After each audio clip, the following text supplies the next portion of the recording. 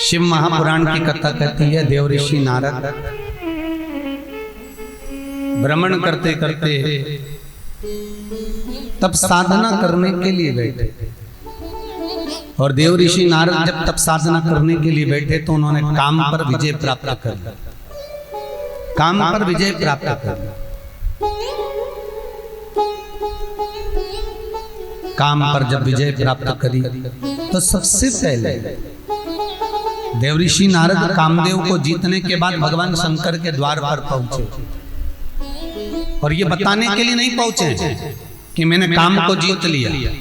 शंकर भगवान को बताने ये पहुंचे हैं कि मैं जिसको जीता हूं उसको आप नहीं जीत पाए। कामदेव को आपने नहीं जीता था, मैंने जीता। बहुत सुंदर प्रसंग है महाराज। अगर भगवान धन दे, दौलत दे, सत्ता दे, वैभव दे, गाड़ी बंगला दे तो निवेदन है अभिमान को थोड़ा सा घटाते चले जाए। और अब देवऋषि नारद भगवान शंकर जी के पास पहुंचे। भगवान भोलेनाथ जी के पास जाकर बोले, श्रीमन नारायण। शंकर जी बोले, देवऋषि नारद आए, आओ साहब बैठो। नारद जी बैठिए। नारद जी बोले, मैं बैठने नहीं आया हूं। आपको मालूम है जिस कामदेव को आप नहीं जीत पाए उस कामदेव को मैंने जीता। शंकर भगवान ने अपने रुद्राक्ष की माला निकालकर नारद जी के गले में पहना दी, क्योंकि नारद धन्य है आपने काम को जीत लिया। नारद आप तो संत हो, आप साधु हो, आप गुरु हो, आप सन्यासी, आप तपस्वी, आप साधक, आप उपासक, आप तो कुछ भी जीत सकते हो। तो कामदेव क्या लगे? नारद जी आप काम को जीत सकते हो, मैंने नहीं जीता। पर शंकर भगवान से कोई पूछे कि तुमने कामदेव को क्यों नहीं जीता, तो शंकर भगवान एक ही बात कहते, मैं सती का पति हूं और काम रति का पति है। रति और सती एक ही माता की पुत्रियां हैं, दोनों सगी बहन हैं, हम दोनों साड़ू भाई हैं। अगर कामदेव आया था और मैं नेत्र नहीं खोलता तो बाद में घर जाता तो सती कहती कि मेरी बहन का पति आया, तुमने आदर नहीं करा। भगवान शिव देवऋषि नारद से कहते हैं, तुम धन्य हो देवऋषि, आपने कामदेव पर विजय प्राप्त करी है, आप धन्य हो। देवऋषि नारद बोले, पहले ये विचार कर लो। नारद जी बोले, भोलेनाथ जिस काम को आपने नहीं जीता उसको मैंने जीता है। अरे कोई रिश्तेदारी निभाना सीखो तो शंकर जी से सीखो रे। कितना बड़ा परिवार शंकर भगवान का, कितना बड़ा। 13 तो बच्चे ही थे और उन बच्चों की भी शादी हुई, फिर समधी ब्याई, घर में खुद की सगी बहन, घर में कितने संबंध। उस संबंध को देखो तो भगवान शिव को पहचानना कठिन है।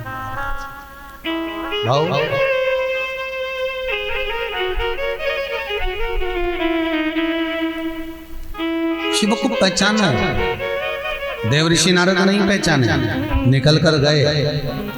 भगवान शंकर ने उसी समय कह दिया, नारद जी जा तो रहे हो पर निवेदन इतना सा है कि भगवान विष्णु को ये बात मत बोलना जो तुमने यहाँ बोली। नारद जी को लगा, बताओ एक तो मैं पास हो गया, ऊपर से बताने को मना कर रहे हैं कि किसी को मत बताना। नारद जी सोचे इनको ईर्ष्या हो रही है, पर भगवान को ईर्ष्या नहीं। भगवान को लग रहा था मेरी बुराई सुनेंगे ना कोई तो दुख पाएगा।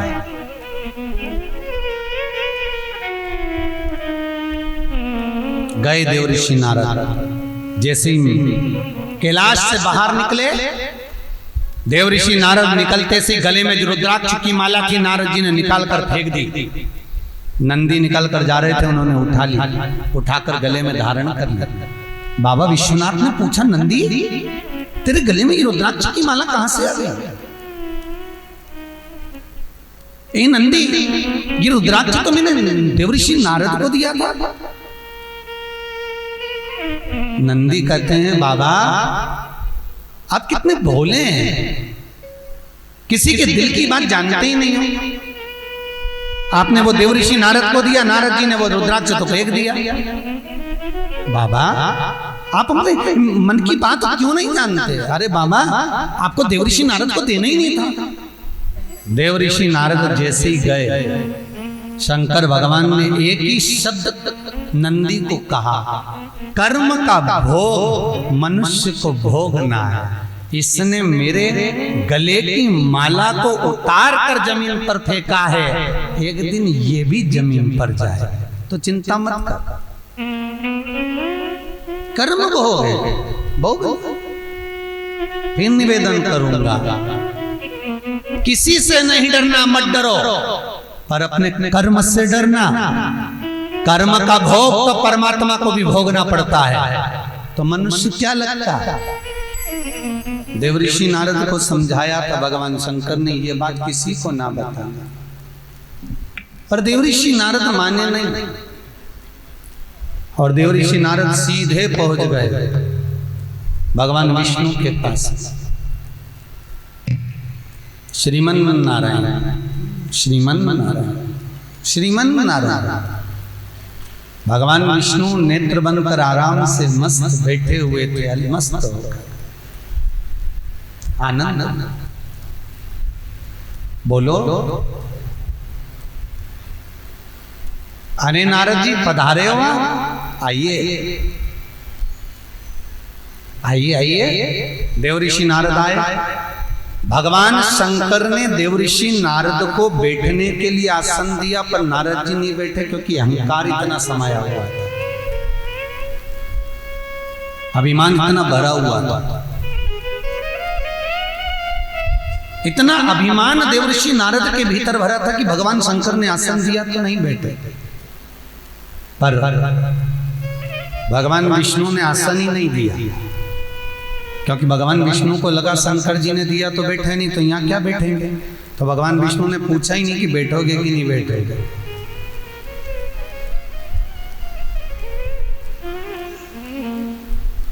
जिस व्यक्ति को बहुत अभिमान रहना, बहुत ज्यादा अभिमान, बहुत, उसका अभिमान एक दिन कहीं ना कहीं टूटता जरूर है, ये पक्का। बस वो घड़ी, वो पल, वो क्षण जरूर आता। देवऋषि नारद, भगवान विष्णु ने नहीं कहा कि तुम बैठो, भगवान विष्णु ने तो पूछा भी नहीं कि बैठोगे कि नहीं बैठो। नारद जी बोले तुमने तो हमको बैठने का तो बोला ही नहीं प्रभु। भगवान बोले बैठिए। अब जब खुद ही कह रहे हैं कि बैठने का नहीं बोला तो बैठिए। अब देवऋषि नारद जी बोले प्रभु मैं कुछ बताना चाहता। भगवान विष्णु उठकर बैठ गए। बोलो क्या बोलना चाहते हो? देवऋषि नारद ने कहा जिस कामदेव को भगवान शंकर नहीं जीत पाए उस कामदेव को मैंने जीता है। भगवान विष्णु तो स्तुप्त हो गए, मौन। क्या बोले?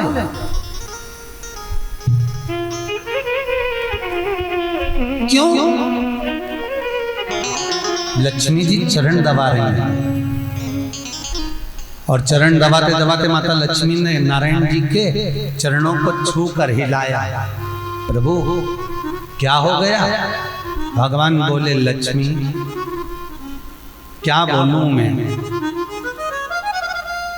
लक्ष्मी निंदा करने वाला और निंदा सुनने वाला दोनों में महापापी होता है निंदा सुनने वाला। निंदा करने वाले को तो मात्र 25% पाप लगता है, पर निंदा सुनने वाले को तो 99% पाप लगता है।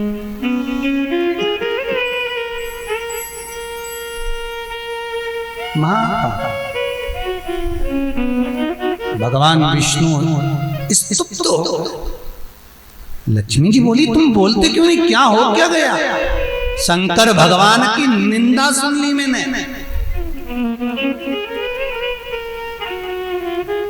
तो लक्ष्मी जी बोली उसमें क्या होना, उसमें दुख किस बात का। भगवान बोले लक्ष्मी बस बात तो इतनी सी है ना कि तू समझ नहीं सकती है। अरे लक्ष्मी, एक बार भृगु बाबा ने ये शब्द कहा था कि शंकर की निंदा करने वाला और निंदा सुनने वाले का शीश जानवर का लगेगा, पशु का लगेगा। हरी लक्ष्मी, मैंने निंदा सुनी है इसलिए मुझे भी घोड़े का सिर लगेगा, और इस नारद ने निंदा करी है तो इसको बंदर का सिर लगेगा। शंकर की निंदा सुन ली। कई लोग कहते हैं हम शंकर का प्रसाद नहीं लेते, कोई कहता है हम शंकर के मंदिर नहीं जाते, कोई कहता है हम शंकर के द्वारे नहीं जाते। अरे मत जाओ पर निंदा तो मत करो। शंकर जी कहते हैं निंदा मत करो, बस भले मत आओ, क्योंकि मुझे मालूम है तुम ऐसे नहीं आओगे तो मरने के बाद आओगे, आओगे जब निपटूंगा, तुम आओगे तो शरीर बांध कर लाया जाएगा।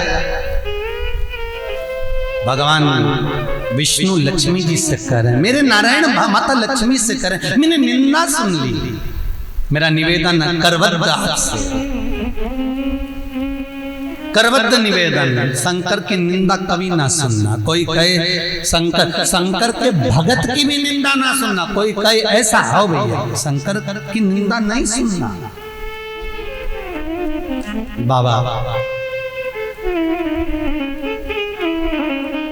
ओगड़दानी भगवान शंकर की निंदा कर तो दी देवऋषि नारद ने। भगवान जैसी नारद जी कहकर निकले, जैसे ही कहकर निकले भगवान विष्णु ने लक्ष्मी जी से कहा जाओ जल्दी से कुंवारी गाय का गोबर लेकर।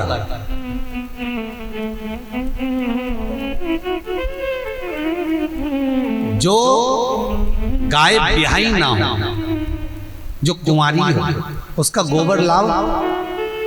तो लक्ष्मी जी बोली जब जब घर में अगर कोई आता था तो अपन अमृत से लीपते थे, और आज आप कह रहे हो कि बैकुंठ का दरवाजा, सीट, गादी जिस पे नारद बैठा उसको कुंवारी गाय के गोबर से लीप दो। क्यों? देवऋषि नारद के जाने के बाद गाय के गोबर से लिपा रहे हो, क्यों? भगवान विष्णु कहते हैं लक्ष्मी,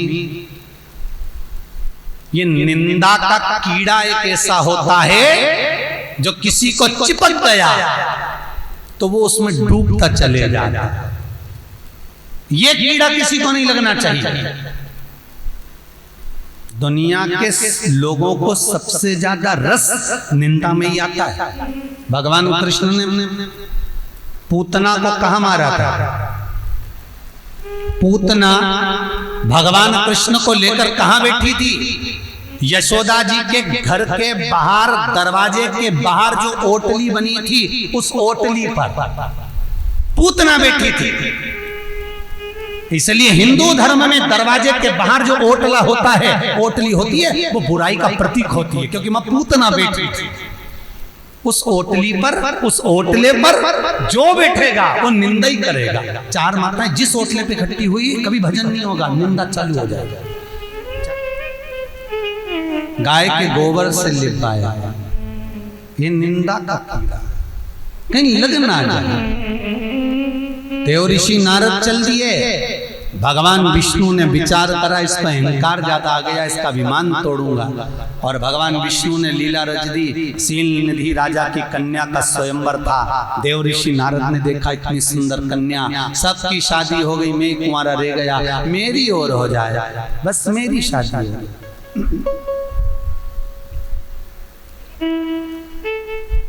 मेरा विवाह और हो जाए।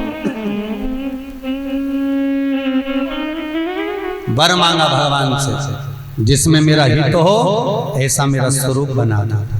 तथास्तु, तथास्तु।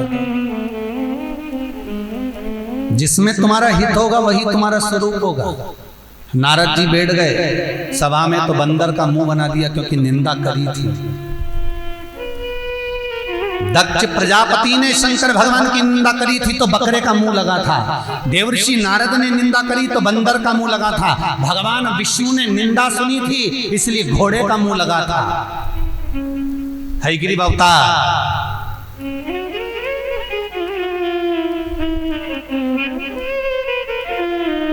विचार कर लो, निंदा से जब भगवान तक नहीं बच पाए तो तेरा क्या होगा रे कालिया। देवर्षि नारद विचार कर रहे हैं कि मेरा वो स्वरूप कर दो जिसमें मेरा हित हो। भगवान ने वही स्वरूप कर दिया जिसमें तेरा हित हो। बैठ गए, बंदर का मुंह लगाया। कन्या गई नहीं क्योंकि भगवान की माया थी। भगवान विष्णु के गले में माला पहना दी, मायापति माया को ले गए। नारद जी को क्रोध आ गया, भगवान को श्राप दे दिया। जब श्राप दे दिया उसके बाद पछतावा हुआ कि मेरा ऐसा स्वरूप बना क्यों, मेरा बंदर का मुख बना क्यों। भगवान देवर्षि नारद भगवान विष्णु से पूछ रहे थे तो भगवान विष्णु ने बताया नहीं कि तुम्हारा बंदर का मुख क्यों बना, पर नंदी आकर खड़े हो गए और नंदी ने कहा देवर्षि नारद तुमने शंकर की निंदा करी थी इसलिए तुम्हें बंदर का मुख लगा और तुम्हारे चक्कर में भगवान विष्णु का घोड़े का मुंह लगेगा क्योंकि उन्होंने निंदा सुनी थी।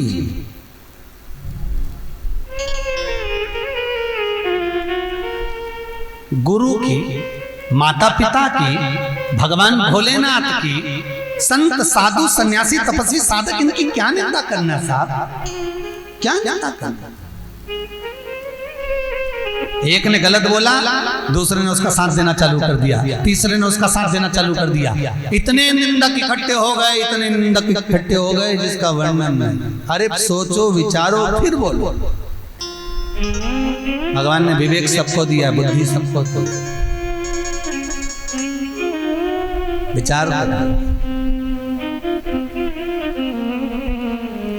कुछ श्रेष्ठता शिव की। शंभो नारद जी भगवान विष्णु के पास जाते हैं बंदर का मुंह लेकर, क्षमा कर दो। भगवान विष्णु कहते हैं जिसकी निंदा करी है उसका भजन करो और उस नदी के तट पर जाकर करना जिसने साधना करी हो। जिसने शंकर को पाने के लिए साधना करी हो वो नदी का तप करना।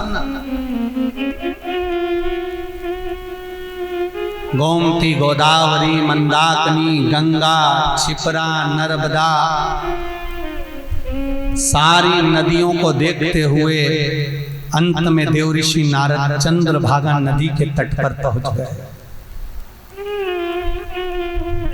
चंद्रभागा नदी जिसने शंकर को पाने के लिए अखंड तप करा था, साधना करी थी। चंद्रभागा नदी,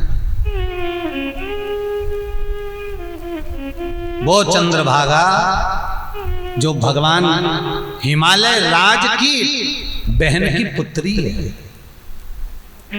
वो चंद्रभागा तप साधना में शंकर को रिझाने के लिए अखंड व्रत, अखंड साधना, अखंड तप करती है। वो चंद्रभागा भगवान शिव की आराधना में देवर्षि नारद चंद्रभागा नदी के तट पर बैठकर साधना करते हैं। शंकर प्रसन्न होते हैं। नारद मांगो, नारद कहते हैं क्षमा कर दीजिए, गलती हो गई, बहुत गलती, निंदा कर दी है मैंने, आप गलती हो गई।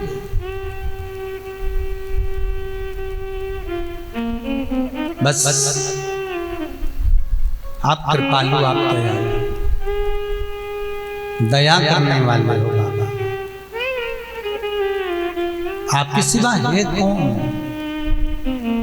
और शंकर से तो बस थोड़ा बहुत ही आपने कह दिया, शंकर को तो थोड़ा सा जल चढ़ा दिया, 3 बार ताली बजा दी, बम बम बोल दी, उतने में तो शिवराजी हो जाते हैं, दे देते हैं सब कुछ, सर्वस्वता शिव दे देते हैं, सर्वस्व शिव मिल गए, वर दे दिया। देवर्षि नारद का अज्ञान जो था वो टूट गया। सब्सक्राइब करें टोटल भक्ति को। अब हमारे वीडियोस को सबसे पहले देखने के लिए बेल आइकन को दबाना ना भूलें।